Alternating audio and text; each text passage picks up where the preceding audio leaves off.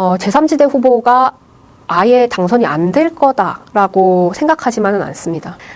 대한민국 정치가 워낙 오늘 다르고 내일 달라서 언제 어떻게 바뀔지 알 수 없어요.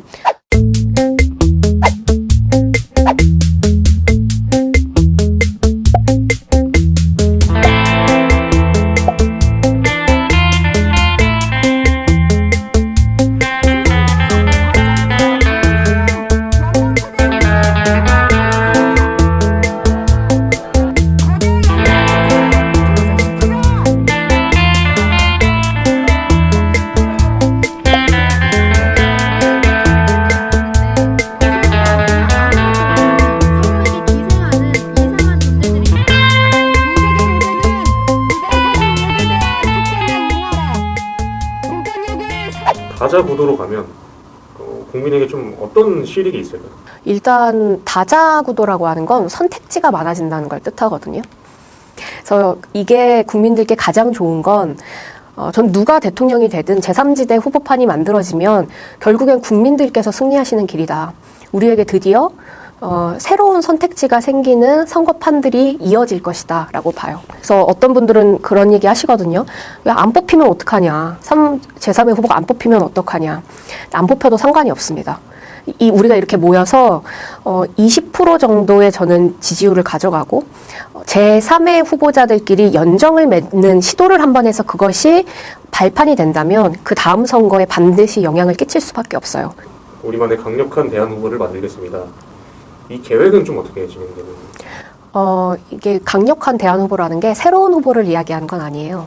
지금 있는 3지대의 후보자들 중에 강력한 후보자를 만들자라고 하는 것이고, 전 그건 연정을 통해서 가능하다고 봅니다. 예를 들면 최근 여론조사에서 안철수, 심상정, 김동연 후보가 다 합쳐서 12.5%가 나왔거든요.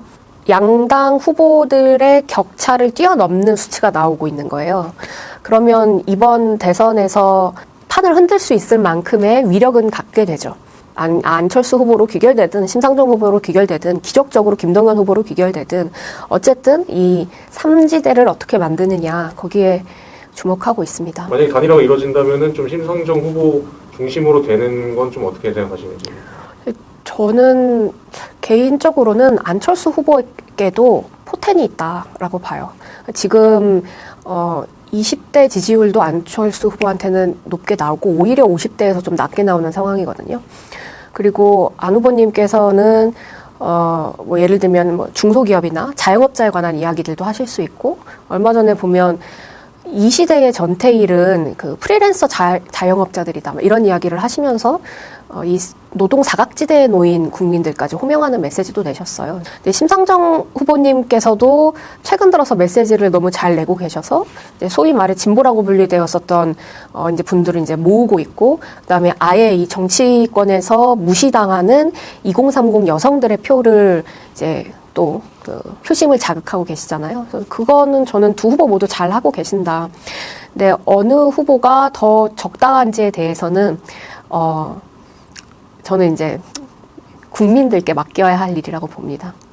그러면은 이번 대선에서 그 당선되기까지는 어려운 그 지지율을 가지고 3지대 후보들이 좀 어떤 역할을 해야 된다고 좀 보시는지? 글쎄요. 이번에 100일 앞두고 여론조사가 나왔을 때 다들 이런 수사를 썼어요. 안개 속 선거다. 어떻게 될지 알 수가 없다. 누구 하나 오차범위 이상 이기는 사람이 지금 없잖아요. 그리고 40%를 넘지 못하고 있고, 근데 중요한 건 대선 시간이 아직 많이 남았다는 것입니다. 대한민국 정치가 워낙 오늘 다르고 내일 달라서 언제 어떻게 바뀔지 알 수 없어요. 분명히 파고가 한번 올 때가 있다고 보고, 제3지대 후보가 아예 당선이 안 될 거다라고 생각하지만은 않습니다. 근데 설사 당선이 안 된다고 할지라도 의미 있는 시도라는 것이죠. 우리는 좌우가 아니라 진전하는 정치를 만들어야 된다. 전진하는 정치를 만들어야 된다. 새 후보가 그런 방식의 정책적 공조, 그 다음에 뭐 단일화 과정을 거치면서 20% 정도의 지지율을 만들어낸다면 그건 다음번 총선 때에 새 후보가 새 정당이 더 많은 지지율을 얻을 수 있는 정치적 자산이 될 거라고 생각합니다. 아무래도 이제 여성단체 대표를 맡고 계시다 보니까 대선전환 추진위원회를 단순히 이제 페미니즘 단체 중에 하나로 이렇게 좀 보고서 정치 세력화 하려고 한다. 이거에 대해서 좀 반박이 있으시다면은. 지금 대선전환 추진위원회 자체도 뭐 진영이나 세대 같은 걸 넘나들고 모였잖아요.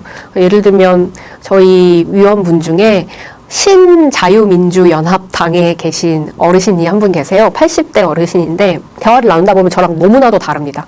근데 뜻이 맞는 것이 이번 대선은 잘못되었다라고 하는 거예요. 그분조차도 충남을 기반으로 활동하는 그 분께서 윤석열 후보에 대한 비판을 하고 또 예전에 민주당원이었거나 정의당원이었던 청년들이 이재명 후보에 대해서 비판하고 그러니까 어쩌면 이 정치적 위기가 이 진영과 세대를 넘나들고 사람들이 모여서 정치 세력화할 수 있는 판을 만든 기회가 된 것 같기도 해요. 저는 그 비판은 잘못된 비판이다. 그러니까 오히려 칭찬처럼 느껴집니다. 정치 세력화는 당연히 해야 되고요. 그렇지 않게 된다면 그냥 소수의 정치인들에게 이 모든 걸 다 맡겨버리는 우리의 미래를 다 맡기는 꼴이라고 생각합니다.